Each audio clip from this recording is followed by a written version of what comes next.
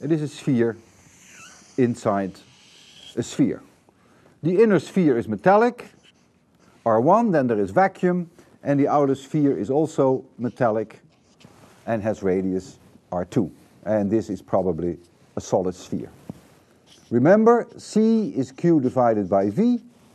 I will also write down the total energy of the system equals 1/2 CV squared. It's also 1/2 QV, and it is also 1/2 Q squared over C.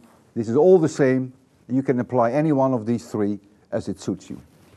And the question now is, what a potential difference between here and here if the charge on this is plus Q and the charge on here is minus Q. The charge on here will be on the inside of the sphere. I leave you with the exercise to prove that. And the charge on the inner sphere will be on the outside of the sphere. Whenever you have a problem like that, you always go in two steps. First, you calculate the E fields in this gap, and then two, you do the integral of E dot dl, and you go from, in this case, R1 to R2. And that's the potential difference. So the question now is, what is the E field here in this gap? You apply a Gaussian sphere, which has radius little r. You have done that several times. I will leave you with that exercise. And you can prove very easily that vectorially E equals capital Q divided by 4 pi epsilon 0 r squared times r roof, pointing radially outward because the inner sphere is positive. And this holds only as long as r is smaller than r2 and larger than r1. Now we want to do the potential difference. Let me call this point A and let me call this point B. It doesn't matter how I go from the inner sphere to the outer sphere. So I call it just VA minus VB.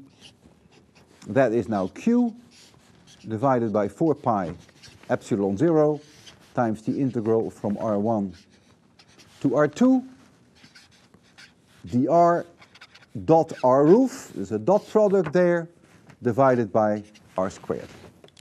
And as we discussed last time, the dot product between two vectors is a scalar. This scalar is nothing but dr, and this integral then becomes a very easy one. It is 1 over R1 minus 1 over R2, and this is larger than 0 for the simple reason that R1 is smaller than R2. So VA is larger than VB. What is the total energy of the system? Well, you can pick any one of these equations, any one of these three, I don't care which, you just pick the one that is most convenient. I would pick here 1/2 QV, because Q was given, V we just calculated, so you're in business.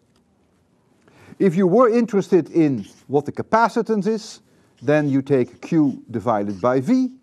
We know Q, we just calculated V, and so you can calculate the capacitance.